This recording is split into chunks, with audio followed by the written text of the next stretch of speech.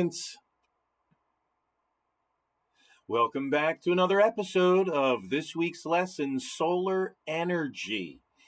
We've already talked a little bit about solar energy on Monday. We talked about active and passive solar heating yesterday. Well, today we're going to finish up with three other forms of solar energy, each rather unique in its own right. So without further ado, let's move to our notes section of our books and proceed with solar energy for today. Be honest, how many of you have ever taken a hand lens like this, a magnifying glass, and burned something with it? Maybe a bug, shame on you, maybe a leaf, maybe a piece of wood. I know I have. I know I used to do wood burning with the sun when I was a kid. I used to burn letters and images, and it was loads of fun. I wonder how many of you have ever done it yourself.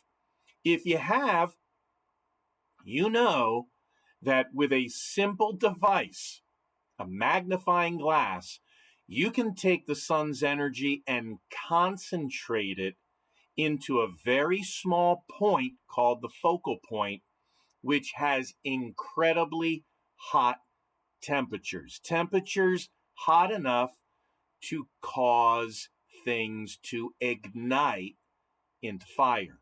You can burn paper, you can burn wood simply with a hand lens. Now, why do I bring this up?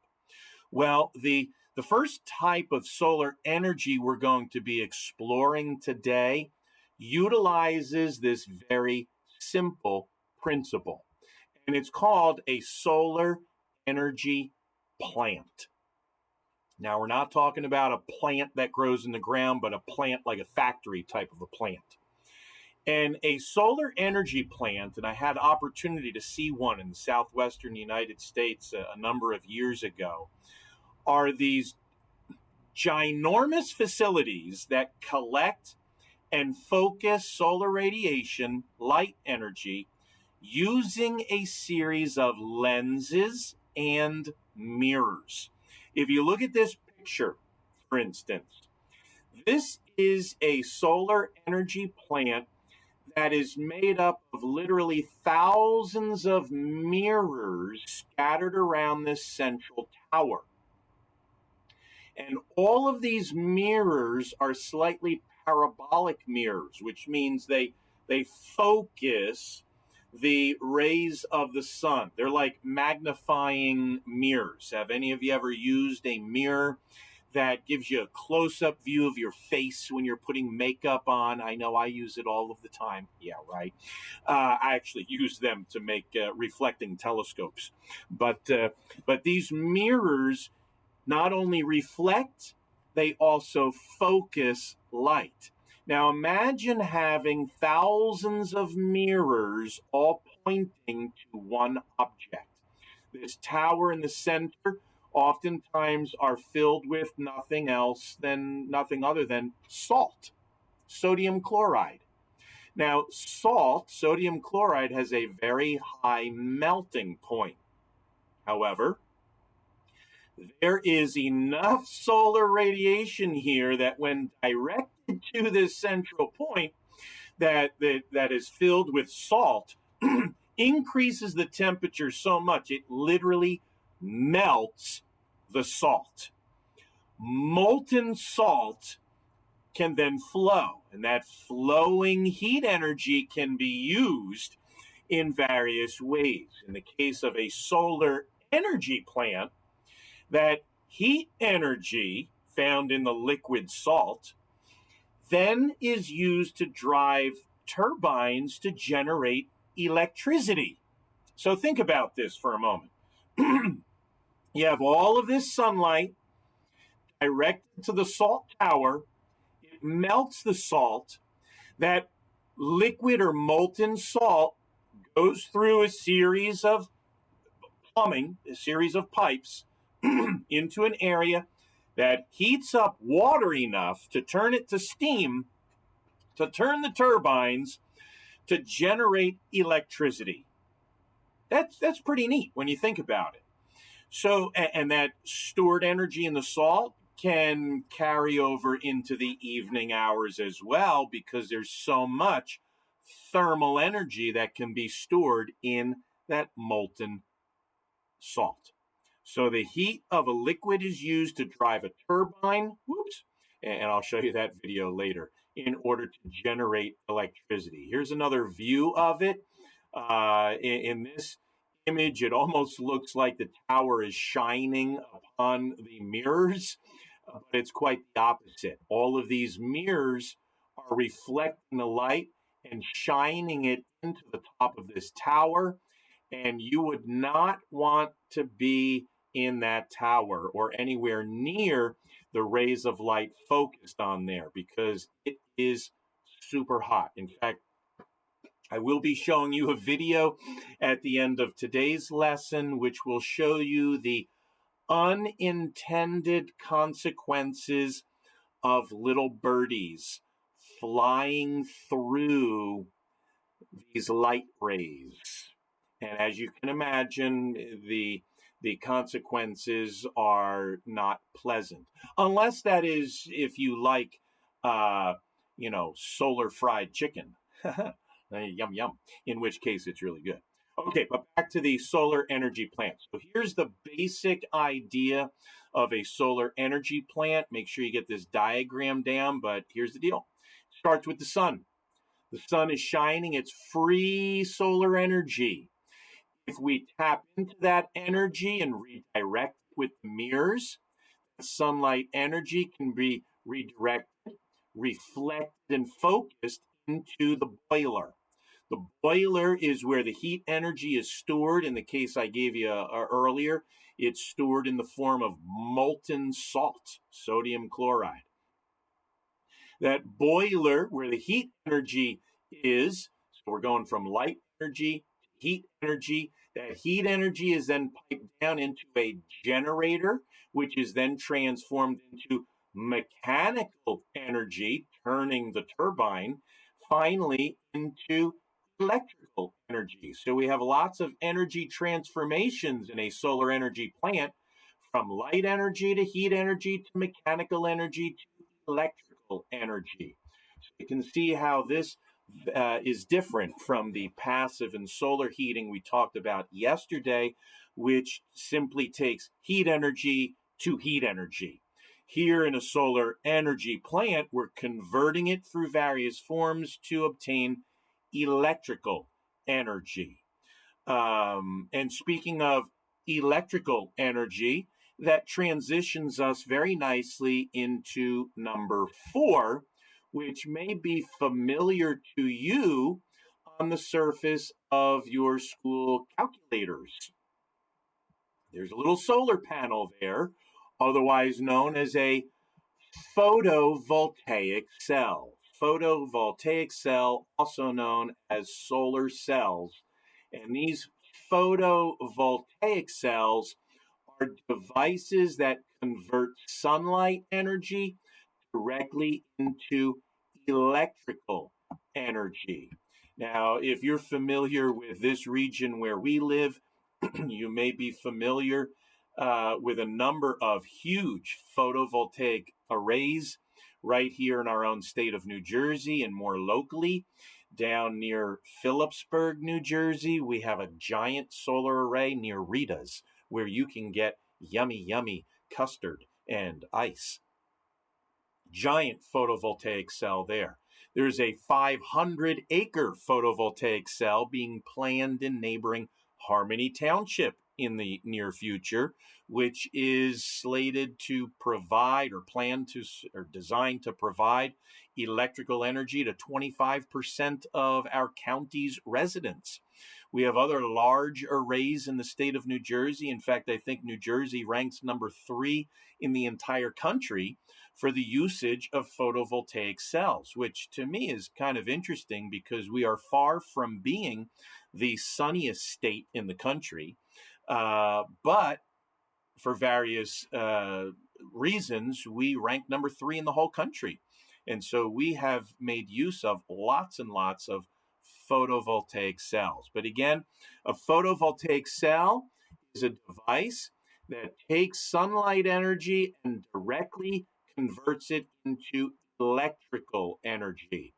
The sandwich effect of the different elements utilized in photovoltaic cells when they are exposed to sunlight energizes the very electrons that then flow from one layer in the sandwich to the other layer in the sandwich. And as a result, that flow of electrons is used as electricity, which is what electricity is, the flow of electrons to power various devices, whatever they might be. And of course, these photovoltaic cells were first used in space to power satellites. And we get many technologies from the space program, one of which was photovoltaic cells. So, what was first produced to power satellites that couldn't plug into a power grid on Earth, we now use extensively on land, and especially right here in our own state of New Jersey, to generate electricity for individual homes as well as the entire grid. Some of you might have photovoltaic cells on your homes that generate electricity during the day and pump that electricity into the grid to power homes all across the region, which is not a bad deal. Because if the system is designed well, it could lessen your electricity bill each month to essentially nothing. You could be using electricity for free if you've got a really good photovoltaic system.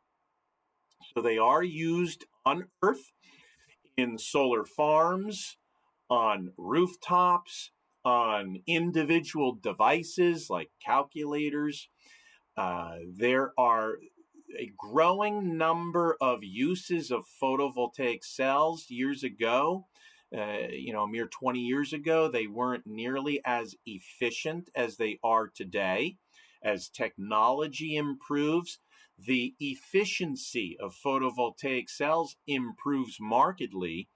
And currently, solar energy is now competitive with fossil fuels. And what that means is it really doesn't cost much more to power things using sunlight energy than it does to use fossil fuel energy, which is an enormous break point in the business model. Because once these alternative energy sources actually become cheaper to use than fossil fuels, then it's really a no-brainer, economically speaking, to abandon the use of fossil fuels and to utilize these alternative energy sources because it will cost less money. In addition to the other consequences, positive consequences, like adding no additional greenhouse gases to the environment and other environmental benefits that you can think of as well. So there are more benefits. And as I mentioned, New Jersey has a very high usage of solar energy. I can't recall offhand what the two top states are, but I would imagine California is probably up there, maybe Florida. I would imagine that Utah, Arizona, New Mexico in the southwestern part of the U.S. have got to be high on the list as well. That's where it makes most sense. Nevada, Utah, Arizona, New Mexico, those states in the southwestern U.S., there's a lot of sunny days down there and could really take advantage of various forms of solar energy. So, once again, New Jersey, number 3 across the nation. I forget what year this was, but there are more solar companies in New Jersey than tanning salons. That's an interesting piece of information. Okie dokie. All right, this is a little bit dated, going back to 2012. It says 414.9 megawatts, that's million watts, were installed in 2012, which is enough to power 139,000 homes. It's probably 3 times that number now. I'm not sure exactly how much higher it is, but undoubtedly it is a lot higher than that over the last 9 years or so. I know it's a lot higher than that. So let's move on to number five.